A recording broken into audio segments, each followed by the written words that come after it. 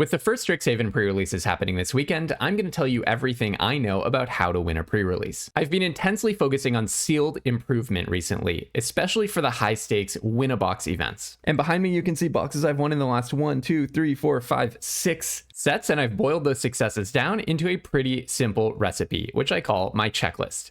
This is the process that I follow every time I sit down to build a sealed deck, and I'm going to demo it using a simulated Strixhaven pool, so you can see how it will work when you sit down and open your packs at pre-release. This is not just based on vibes or anecdotes. I'm also going to share 3 important data insights that are high leverage for improving your sealed performance. This is information based on data sets of real drafts collected by 17lins.com, which I analyzed to figure out where the conventional wisdom about sealed might be wrong and how people can improve. Okay, so let's jump into the checklist. The very first thing I do when I open my pool is I make sure to sort my cards by color. I separate them so that on the top row, I have the cards that are the lowest power, and on the bottom row, I have the cards that are the highest power. First, that requires reading and understanding every single card, of course. Take your time to know what every single card in your pool does, even if that takes half of the hour or 50 minutes that you get for building your deck. Then once you understand every card, you can separate out the strong cards. And I'll show you what that looks like using a real example of a pool in a moment.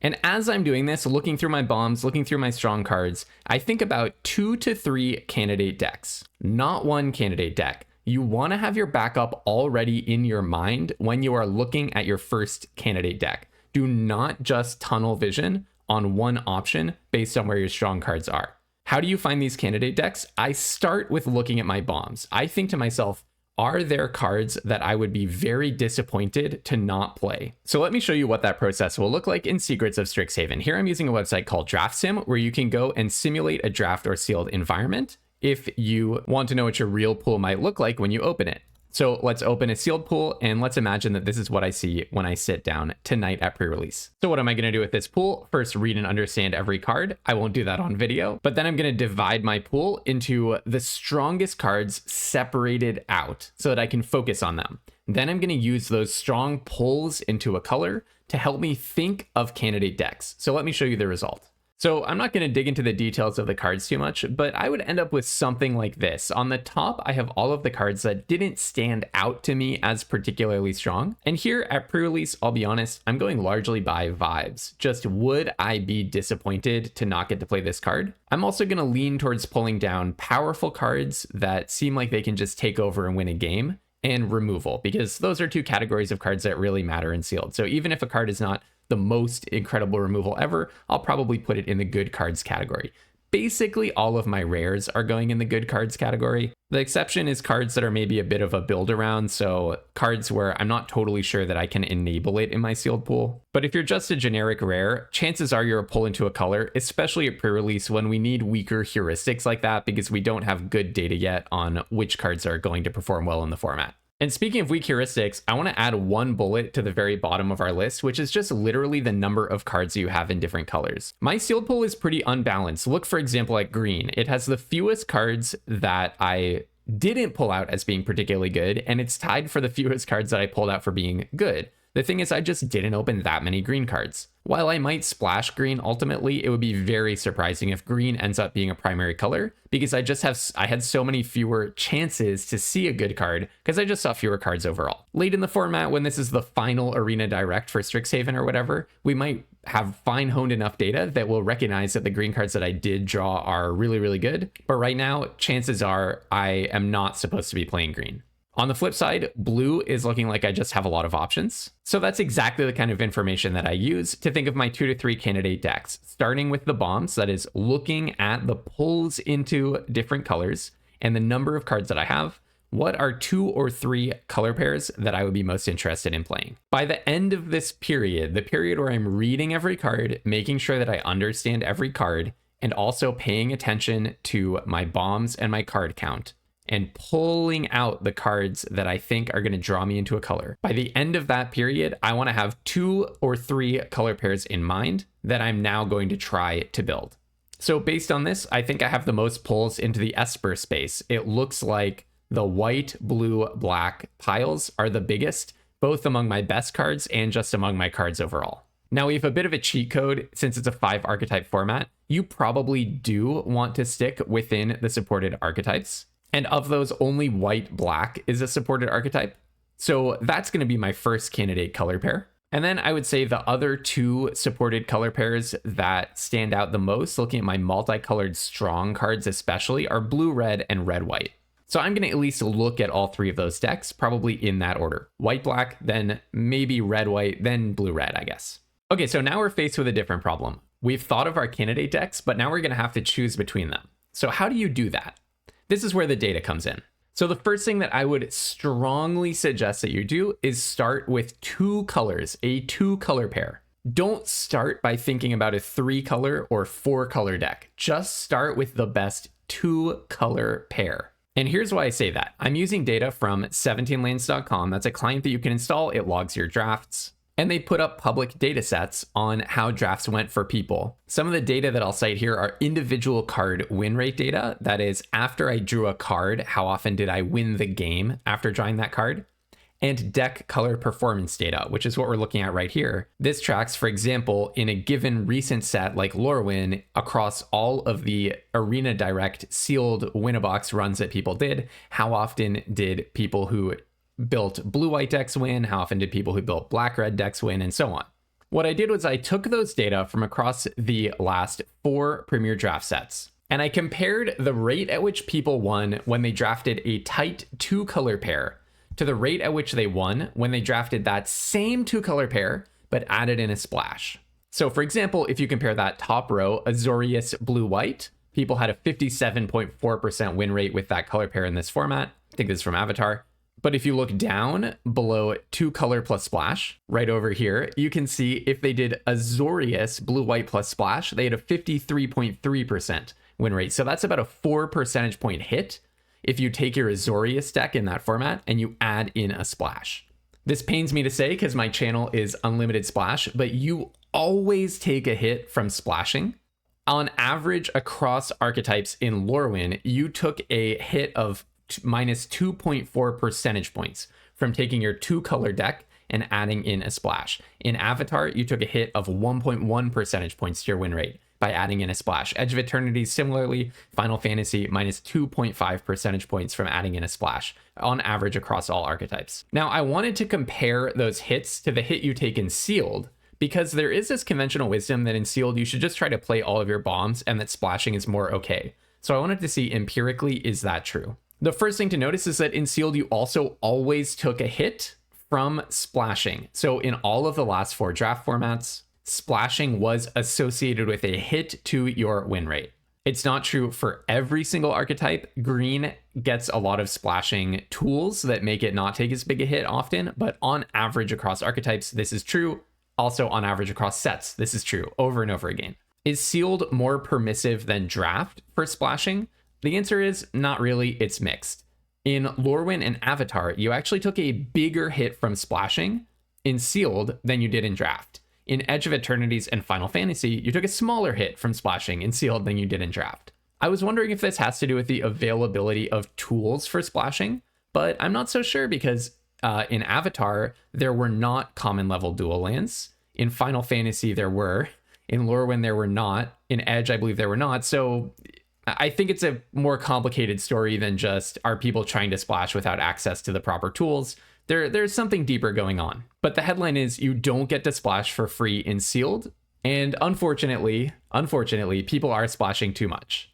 And by the way, if you like getting better at limited with data, make sure you're subscribed to my channel. I share these kinds of insights all the time. Yesterday and the day before and 2 days before that, I posted these data deep dives that you see up there in the top row. Yesterday's was using 3 years of draft data to try to predict which cards you're most likely to overestimate the strength of in Strixhaven. The day before, I did the opposite, using years of draft data from 17 lands to try to predict the cards in Strixhaven you're most likely to underestimate. Most germane to this video is the one at the top right here, how I went from 35% to 75% win rate in Arena Directs, managed to pick up all of those collector and play booster boxes that you see back there and then some. It was substantially using data-informed approaches to Sealed. So if that appeals to you, make sure to subscribe to the channel and don't miss a data deep dive. I do them before every single Arena Direct. So in 2 weeks, there will be our first Arena Direct of Strixhaven. If you want to do well and win some boxes with data, then subscribe to my channel.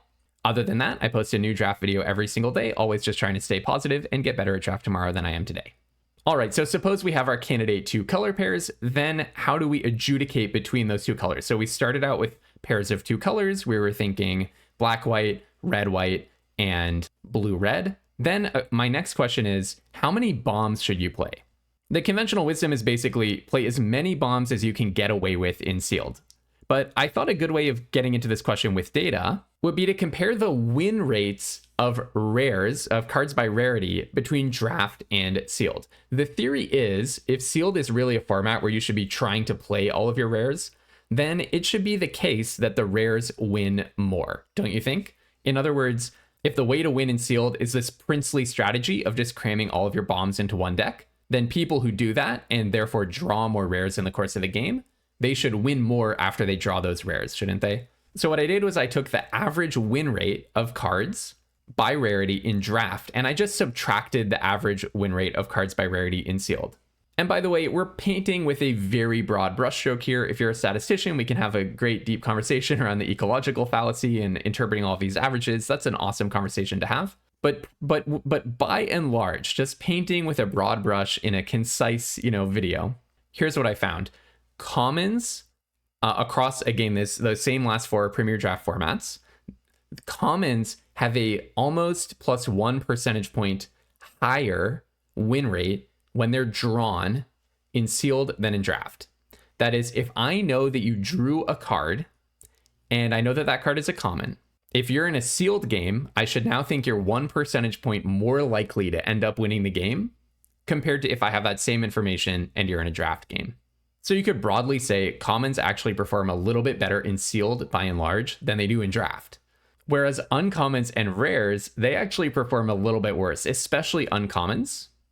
Rares are kind of performing at about the same level in draft than in sealed. So this is kind of the opposite of what we would have predicted, right? If you think that sealed is a princely way of playing Magic, that is, the rares and the mythics dominate. Oh, the reason I lose every game in sealed is because my opponent always has their awesome bomb. They just open a bomb, so there's nothing I can do to do better next time. Well, this table should give you some pause, because it means that actually people's commons are performing better in sealed compared to how well they're performing in draft. Their rares are performing a little bit worse in sealed compared to how they're performing in draft. So we don't know causality here, but what this says to me, especially combined with the data on splashing, is that just building a functional deck with on average good cards and responsible mana is a better route to winning in sealed than just packing all of your bombs into a single pile. And that brings me to another question, which is, what is the best curve or creature count to have? Because if you should just focus on building a responsible deck, does that look like a draft deck where that means tons of 2-drops and a really high creature count most of the time? Or is sealed built a little bit differently? Before I show you the results of that analysis, let's try to make this concrete by pretending that first I've decided my best shot is the black-white candidate deck, and after that, probably the best is going to be the red-white candidate deck. And I'll show you how I use these tiebreakers in a real example. So let's say I'm really not sure what my best color is. So I laid out a white-black deck that looks like this. It has a really good creature count, 15 creatures. Whoops, I was short of playable because I have a dual land in there. Okay, so you have 16 creatures, you have some okay removal. You are playing some bombs like Antiquities on the Loose. I don't want to get into too many individual card evaluations, but this is 2 2/2s for 3 and then some. It seems like really, really good. But I'm a little bit concerned about the curve. If this were a draft deck, look, I have 3 creatures on turn 2, 2 creatures on turn 1. Is that going to be fast enough? Am I just going to get run over by somebody who's playing a really fast deck? So then I noticed, well, where I have a lot of 2-drops is in blue and red. So I pulled together this deck and it looks like it has a totally sweet curve. If I drafted a deck with like 7 2-drops and a pretty good top end, I would be thrilled. Maybe it's a little bit lower on the bomb density. Maybe my card quality is slightly lower, but the curve looks supreme. So should I just go with this one to be responsible? Especially given the things that we just saw about don't focus on the bombs quite as much. Focus maybe a little bit more on your colors being okay and your common card quality, right? Those are our first 2 data lessons. So what does our third data lesson say about this? How would it adjudicate this situation? Should I go for the lower curve or the slightly slower curve? To figure this out, I did something very, very similar to the rarity analysis. I chopped cards into cheap or expensive. Again, very crude, but we're just trying to get a broad sense here. So over the last 4 draft formats, I took cards with mana value, and these are specifically spells, not lands, with mana value 0, 1, or 2. I took their win rate when they show up in your hand in a draft, and I compared that to the win rate when they show up in your hand in sealed for the same card. I subtracted the draft win rate from the sealed win rate to show how much better a card is in sealed than in draft. So the number in that column should be, sorry, I flipped the label, sealed minus draft. If it's positive, it's better in sealed. If it's negative, it's worse in sealed. I think I may have done that in the last table as well, my bad. But positive, better in sealed, negative, worse in sealed. So 0, 1, and 2 mana value cards are associated with a lower win rate in sealed. Mana value 3 cards are associated with pretty much about the same win rate in sealed. Mana value 4 or greater cards are associated with a higher win rate in sealed. Crucially, this is higher in sealed when you compare a card to the same card's performance in draft. I'm not saying that mana value 4 or greater cards are better in sealed than mana value 3 or less cards, right? What this analysis tells you is that it is okay to have a slightly slower curve in sealed. In particular, because this is built on the performance of real player data, it means that players should probably be playing a little bit more of a slower curve in sealed than they are right now. So you, a viewer who approaches the game in a similar way to most 17 lands users, probably should be playing sealed a little bit slower than you are. Because when you are drawing your cheap cards in sealed, they're winning a little bit less often than you're used to in draft. And when you're drawing your expensive cards in sealed, they're winning a little bit more than you're used to in draft. So if we're all calibrating our expectations to what a good draft deck looks like, we're going to play too many cheap cards and too few expensive cards. I want to put a huge warning flag that in limited in general, cheaper cards are better. So you should still, don't take this too far. Take it with a grain of salt, right? It's a very broad analysis. Inch your curve 1% slower or 2% slower, not 30% slower, okay? If you start playing 10 4-drops and then you go in my comment section saying that you lost, that's on you now, okay? You've been warned. This probably says take 1 2-drop and turn it into a 4-drop. Or take 2 2-drops and turn them into 4-drops, not radically shift your curve, all right? Just slightly fudge it to be a little bit slower, and you will probably win more. Which is really interesting, because I think the conventional wisdom is that people build limited decks that are too slow usually. That's the usual beginner mistake. But I think we, as a community of involved, invested, limited players, we are actually building our sealed decks a little bit too fast, because we are used to how the same cards perform in draft, and cheaper cards are better in draft than they are in sealed. And I'll be quite honest, this has been one of my biggest level ups that brought me from a dismal, catastrophic win rate in Arena Direct Win-a-Box events to, in the last 10 events, quite a good win rate. Overall, a pretty okay win rate. But this has definitely leveled me up. So in this situation, looking at this curve, forget about the card quality for a moment, but just looking at this curve compared to this curve, unless I have a strong reason to think that my synergies are amazing early in my curve, or that the raw power of these 2-drops is really, really, really good, I'm actually more inclined to go with the deck that, to our eyes, has maybe a too slow, too clunky, too 4-drop intensive curve for draft. I think maybe the other curve could be better for draft, depending on the environment. This curve, knowing nothing yet about the sealed environment, I would lean towards this one. I'm going to show you an example from my last few Arena Direct Win-a-Box runs. I had a long period where I was trying to figure out how to win a box of Lorwyn, and I knew I was doing things all wrong, and then I finally cracked the code in the row above the highlighted section. So forget about what the cards actually do, but look at this curve. This is a green-white deck in Lorwyn. Look at this curve, and then look at this curve. So compare this curve to that one. Which do you think won a box? You can pause the video and think about it if you want, because I'll spoil it right now. It was the one with a curve that I think most people would say is a little clunkier. It's much more of a uniform curve. This one won a box, the other one went 3 wins and 2 losses. I think the thing that's important is a 2-drop like Wander Brine Preacher. You can just think of it as a 2-2 for 2, basically. It's not going to win the game if you play it early, and if you draw it late, it's going to be a huge disappointment. So minimizing the number of cards like that I was putting in my sealed decks has been a level up for me.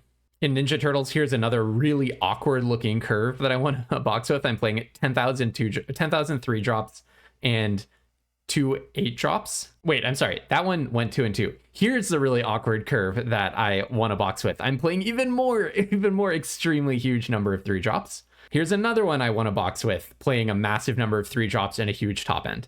I want to say again, before people take this too far, small changes. Make a small change to how fast you're building your decks. Just shift 1 or 2 or 3 cards based on this advice, okay?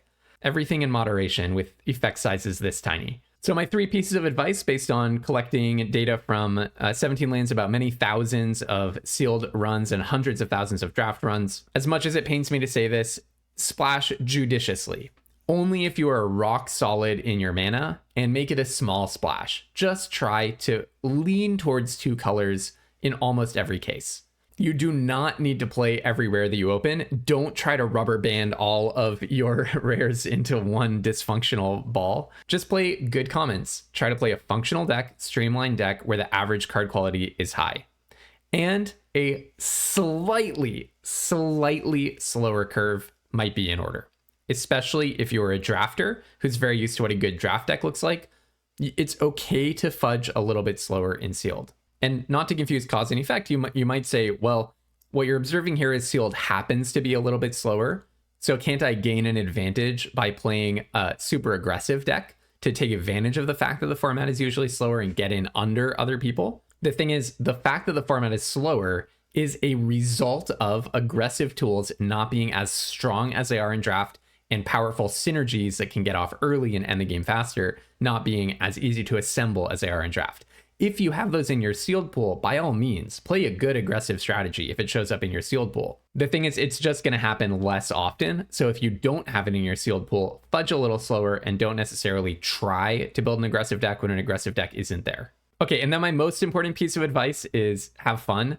I know I pitched this as how to win at pre-release, but you know, no one likes someone who gets like incredibly super sweaty about winning a pre-release. It's mostly about just having fun and getting used to the cards. So enjoy pre-release. I know I'm going to have tons of fun sitting down tonight to play Secrets of Strixhaven for the first time. I hope you do as well. My usual sign off is until tomorrow, have tons of fun playing Magic and don't be afraid to splash. But that doesn't seem so appropriate here given our lessons. So let's just say until tomorrow, have tons of fun playing Magic and splash with discipline.